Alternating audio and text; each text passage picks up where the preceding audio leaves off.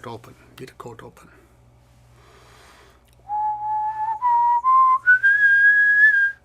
Hans vlogs, but not necessarily every day. Hello, my friends. I'm Professor Hans von Puppet. Let's get right down to business.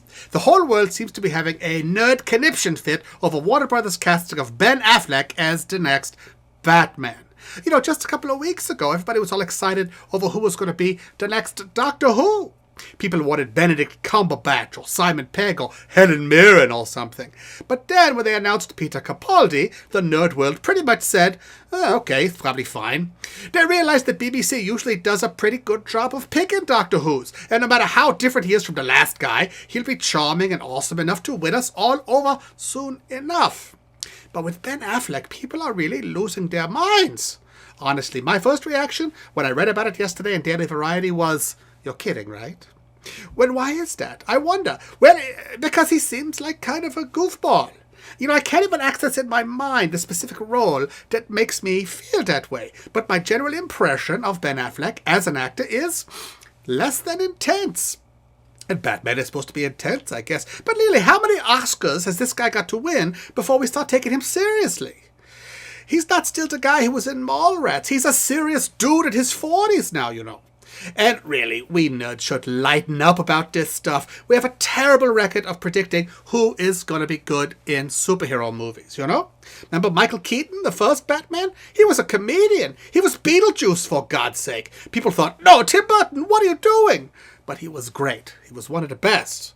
Then when they got George Clooney, we all thought, yes, this is the guy. He's got it all. He's handsome, he's charming, he has gravitas. But then his Batman movie was kind of a stinker. But I don't blame Clooney for that. It's more the super gay, campy choices of director George Schumacher that sent that one off the rails. Henry Cavill as Superman? A British Superman? How dare you? But what do you know? He was great. Oh, it's hard to believe that's a British chest. Listen, guys, casting, yes, is a crucial, important part of making any movie work. And for these iconic mythic characters on whom the whole thing rests, doubly so. Sure, it's important to put the right guy to play these characters, but really, as fans, there's very little we can do about it. Maybe, just maybe, the people who have actually met these guys and know what the secret scripts really require have just a little bit more insight into who is going to be good in them than we do as fans. I know it's shocking, but forgive me. Personally, I welcome the low expectations for Ben Affleck. For me, it is low expectations that make for the very best movie-going experiences. Part of why I loved Man of Steel so much was because I thought it was going to be a waste of time, and I was shocked to find it so moving and substantial. Now the movie we're making here is the upcoming Batman-Superman crossover, which we've all been fantasizing about since we were children. When they showed the blended logo at the panel at Comic-Con, it was like a bomb went off.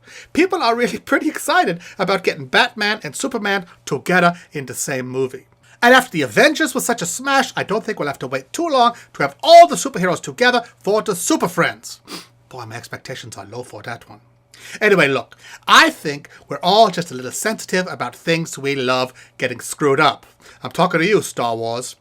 But Affleck could turn out to be a perfect choice.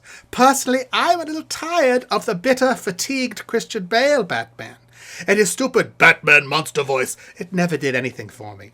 And if they are doing the story I'm hoping for, where Bruce Wayne comes to Metropolis and starts dating Lois Lane, causing jealousy in Clark Kent, then maybe we need a more lovable and less tortured Batman.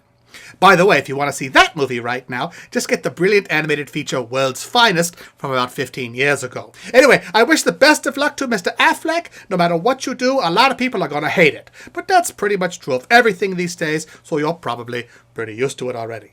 And if it sucks, it'll be fine. All these epic blockbusters will just end up as blurbs on a chart in Entertainment Weekly someday anyway. Batman, Superman, these are our modern myths. They are too powerful to be brought down forever by one film. They'll just keep making them over and over again in different forms forever, just like Star Wars or Romeo and Juliet. Ben Affleck is the next Batman, but he won't be the last Batman. Hey, if they're casting for Alfred, I'm available.